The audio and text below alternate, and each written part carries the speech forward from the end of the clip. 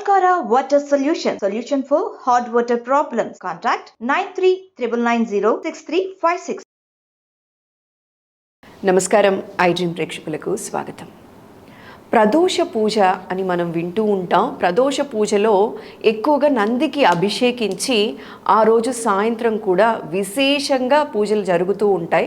ప్రదోష ప్రదక్షిణలు కూడా చేస్తూ ఉంటారు. అయితే ఈ ప్రదోష పూజ విధి విధానాలు ఏంటి, ఈ ప్రదక్షిణ చేసే పద్ధతి ఏంటి, ఇలాంటి కన్ఫ్యూజన్స్ చాలా మందిలో ఇప్పటికీ కూడా ఉన్నాయి. అయితే దీని గురించి వివరంగా తెలుసుకుందాం. ఇవాళ మనతో పాటు మన స్టూడియోలో ఉన్నారు ప్రముఖ ఆధ్యాత్మికవేత్త, జ్యోతిష్య, వాస్తు పండితులు బ్రహ్మశ్రీ నానాజీ పట్నాయక్ గారు. వారితో మాట్లాడి మరిన్ని విషయాలు తెలుసుకుందాం. నమస్కారం గురుజీ. శ్రీమాత్రే నమః. శ్రీమాత్రే నమః. గురుజీ, ఇప్పుడు మనం ప్రదోష వ్రతం అని కొందరు పిలుస్తూ ఉంటారు, ప్రదోష పూజ అని అంటూ ఉంటారు. నందీశ్వరుడికి ప్రత్యేక అభిషేకాలు అనేవి అవాళ శివాలయంలో జరుగుతూ ఉంటాయి. శివుడిని కూడా బయట తీసుకొచ్చి ఉత్సవమూర్తుల్ని పెట్టి అభిషేకిస్తారు కదా. ఆ రోజు చేసే ప్రదక్షిణ కూడా పానుపట్టం నుంచి మళ్ళీ రిటర్న్ వస్తారు, 3 ప్రదక్షిణలు చేస్తారు కదా. దీని మీద కొంత కన్ఫ్యూజన్ అయితే కొందరిలో ఉందండి. సో ఈ విషయం గురించి ఇవాళ వివరంగా మా ప్రేక్షకులకు తెలియచేస్తారా అండి? తప్పకుండా అమ్మా. ఫస్ట్ ఆఫ్ ఆల్ మీరు ప్రదోషము అంటే అర్థం తెలుసుకోవాలి. దోషము అంటే ఏమిటి? మనకి సంస్కృతంలో దోషము అనే దానికి చీకటి అని కూడా అర్థం ఉంది. ప్రదోషము అంటే చీకటి పడక ముందు అని అర్థం, సాయంత్ర సమయం. దాన్ని ప్రదోష కాలము అంటారు. అంటే ఏమిటి? చీకటి పడక ముందు ఉండేటువంటి సమయాన్ని ప్రదోష కాలము, ప్రదోషము. చీకటి అని కూడా అర్థం ప్రదోషం అంటే. ఓకే, అందుకని ఆ సమయంలో మనకి శాస్త్రం ఏం చెప్తుందంటే, సరిగ్గా సాయంత్ర సమయంలో పార్వతీ పరమేశ్వరులు సాయంత్ర సమయంలో సంచరిస్తుంటారట భూమండలం మీద. ఓకే, అందుకని సాయంత్ర సమయంలో పార్వతీ పరమేశ్వరులు సంచరిస్తుంటారని, తదాస్తు దేవతలు సంచరిస్తుంటారని, అందుకే సాయంత్రం పూట అమంగళం పలకవద్దు అంటూ ఉంటారు. తదాస్తు దేవతలు ఉంటారు, నువ్వు ఏది పడితే అది మాట్లాడుకో అంటూ ఉంటారు పెద్దవాళ్ళు. అది సత్యం, అందులో ఎటువంటి సందేహం లేదు. మంగళమలే పలకాలి, సత్యమే పలకాలి, మంచి మాటలే మాట్లాడాలని అనడానికి కారణం ప్రదోష కాలంలో వీళ్ళు సంచరిస్తుంటారు కాబట్టి. ఓకే, అయితే సాయంత్ర సమయంలో వాళ్ళు సంచరించేటప్పుడు అంటే చిన్న ఎగ్జాంపుల్ చెప్తాను చూడండి. ఈ ఏరియాలో ఒక కలెక్టర్ గారు వచ్చారు. ఆయన వచ్చినప్పుడు మీరు పలకరించి మాట్లాడడం వల్ల మీకు ఏదైనా ఉపయోగం ఉంటుంది, కానీ ఆయన రాయినప్పుడు బయటికి వెళ్ళి మీరు ఏదో మాట్లాడుతూ ఉంటే ఎవరు వింటారమ్మా కదా. ఆయన వచ్చినప్పుడు మనం కాసు కూర్చొని పట్టుకోవాలి. ఎలాగో సాయంత్ర సమయంలో ఎవరైతే స్వామివారిని అర్చిస్తారో పార్వతీ పరమేశ్వరులు ఇద్దరు యొక్క అనుగ్రహం వాళ్ళకు ఉంటుంది. అందుకని ప్రదోష పూజ పెడుతూ ఉంటారు. అదేమిటంటే సాయంత్రం పూట ఎందుకు? బ్రహ్మ విష్ణు రుద్రులు అంటే ఈ సృష్టి స్థితి లయ కదా చాలామంది అంటూ ఉంటారు. అయితే ఇందులో ప్రత్యేకంగా మీరు ఇందాక అన్నారు ఒక మాట, ఏమిటి? ఇలా తిరిగి మళ్ళీ 3 రౌండ్లు ఇలా వేస్తూ ఉంటారు. పాము పట్ట ఉంటుందమ్మా ఉత్తరం వైపు, దాన్ని దాటకూడదనేటువంటి భావనతో ఇలా వెళ్ళి మళ్ళీ వెనక్కి ఇలా తిరిగి వచ్చేస్తూ ఉంటారు. అవును, అది కారణం మెయిన్గా. ఇంకోటి ఏంటంటే నంది పూజ చేస్తారని చెప్పారు సరే ఇందాక మీరు. సాయంత్ర సమయంలో నంది పూజ ఎందుకు చేయాలి అంటే మనలో స్థిరత్వం పెరుగుతుంది నందికి పూజ చేసినప్పుడు. వాస్తులో కూడా ఇంట్లో ఎవరైనా చూడండి పిల్లలు సరిగ్గా చదవట్లేదు, లేకపోతే వాళ్ళు స్థిరంగా కూర్చోవట్లేదు, చదవట్లేదు అన్నప్పుడు వాస్తులో ఒక టిప్ ఉంటుంది. ఏమిటది అంటే పశ్చిమ నైరుత్యో హృదయే విద్యాభ్యాస మందిరం అని ఉంది శ్లోకం విశ్వకర్మ ప్రకాశిక అనేటువంటి గ్రంథంలో. అంటే పశ్చిమ నైరుతిలో విద్యాభ్యాస మందిరం కట్టుకోమని చెప్తాడు. అక్కడ ఒకవేళ పిల్లలు కనుక వాళ్ళు కాన్సన్ట్రేషన్ సరిగ్గా చేయకపోతే నంది వెన్నే మన ఇత్తడి నంది ఉంటుంది చూసారు, ఇంత ఉంటుంది, నంది అవార్డులో అందిస్తుంటారు. అలాంటి నంది బొమ్మను కనుక మీరు అక్కడ పెట్టినట్లయి అక్కడ పుస్తకాలు పెట్టి పిల్లల్ని కనుక చదవమంటే వాళ్ళకి స్థిరంగా చదువుతారు. వాళ్ళు అటు ఇటు వెళ్ళిపోవడం, కాన్సన్ట్రేషన్ పోవడం అనేది జరగదు.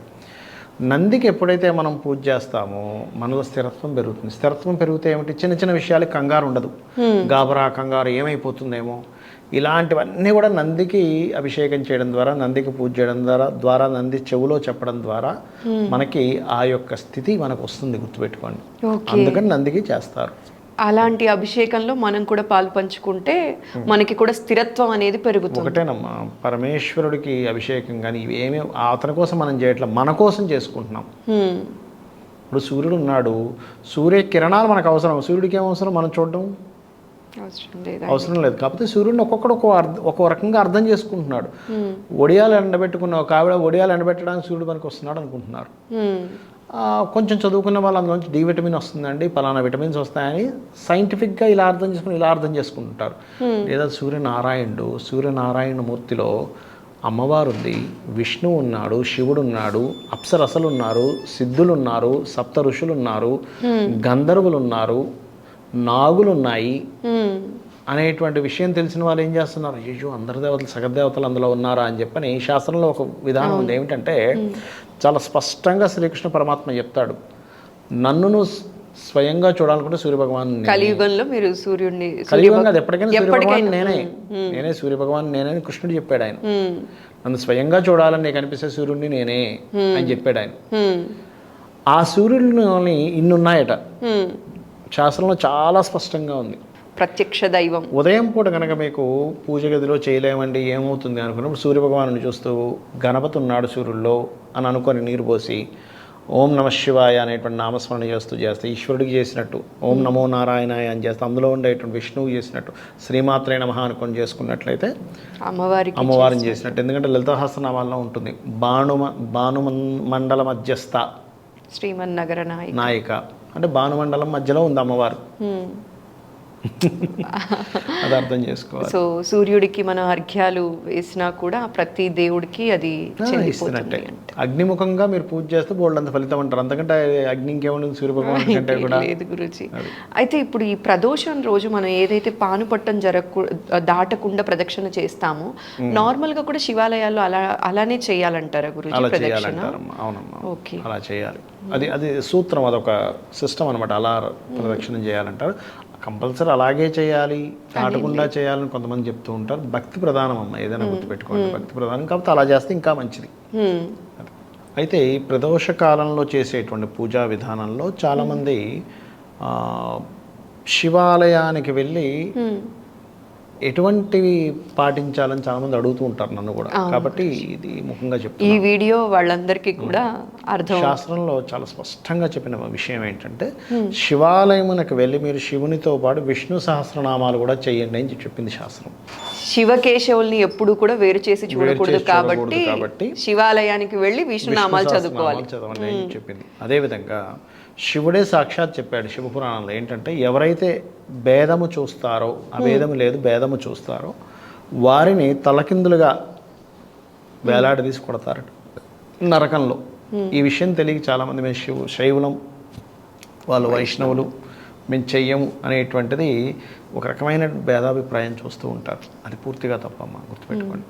అదేవిధంగా చాలామందికి చిన్న సందేహం ఉంటుంది, గ్రహాల దగ్గరికి వెళ్ళి శివుని దగ్గరికి వెళ్ళాలా, శివుడి దగ్గరికి వెళ్ళి గ్రహాలకి ప్రదక్షిణం చేసుకోవాలి? శివాలయానికి వెళ్ళంగానే ఫస్ట్ ఈ క్వశ్చన్ వచ్చేస్తుంటుంది. శాస్త్రంలో మీరు మొట్టమొదటిగా కాలు కడుక్కొని గ్రహాల దగ్గరికి వెళ్ళొచ్చు, దాని తర్వాత శివుని ఆలయానికి వెళ్ళొచ్చు. అందులో ఎటువంటి ఇది లేదు. అందుకే చూడండి బయట పెడతారు, ముందు పెడతారు, వాటిని లోపల పెట్టరు, చేసుకోవచ్చు. అదేమిటంటే గ్రహాలకు ముందు ఇవ్వాలా లేకపోతే శివునికి ముందు ఇవ్వాలా, అది కాదు అక్కడ అర్థం. ఇప్పుడు మీరు ఆఫీస్లో ఒక ఆఫీస్కి వెళ్తారమ్మా, బయట ఫస్ట్ చెక్ చేసే వాళ్ళు ఉంటారు. అదేంటంటే చెక్ చేసే వాళ్ళు నేను ఫస్ట్ కలవడం ఏంటి, ఫస్ట్ అతన్ని కలిసి చెక్ చేసేవాళ్ళని కలుస్తా అంటారా? ఫస్ట్ సెక్యూరిటీ చెక్ కంప్లీట్ అవ్వాలి. అలా ఏంటంటే గ్రహానికి ముందు ప్రదక్షిణం చేసుకొని, కొంతమంది ఏం చేస్తారు ప్రదక్షిణ చేస్తే కాలు కడుకొని లోపలికి వెళ్ళాలేమో అనుకోండి, అదేమి లేదు. అక్కడ ఏదైనా అంటుకుంది, అక్కడ నూనె ఏదో వేసారు అంటుకుంది, అప్పుడు కడుక్కోండి, దానివల్ల కాలు కడుక్కోవాలి. అంతేగాని ఇంకొకటి గ్రహం దగ్గరికి వెళ్ళినప్పుడు ఒకటి బాగా అర్థం చేసుకోండి. శని భగవానుడు ప్రదక్షిణ చేశాడు, శని బాధ తొలగిపోవాలి, శని నన్ను వదిలేయాలని అనుకోకూడదు ఎప్పుడు కూడా. అనుగ్రహం కావాలనుకోవాలి. శని కనుక వదిలేస్తే కలిగే ఫలితాలు ఏంటి తెలుసా? ఉద్యోగం ఇచ్చేవాడు ఆయన, మీకు లాభాలు ఇచ్చేవాడు ఆయన, మీకు నిద్రని ఇచ్చేవాడు ఆయన.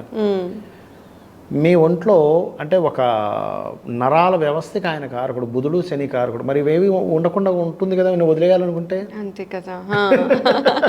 కాబట్టి అనుగ్రహం కావాలి. ఎప్పుడు కూడా నవగ్రహాల దగ్గరికి వెళ్ళి ఇది నన్ను శని పీడిస్తున్నాడు, కుజుడు విపరీతంగా పీడిస్తున్నాడు అని అనకూడదు, అది దోషమని చెప్తుంది శాస్త్రం.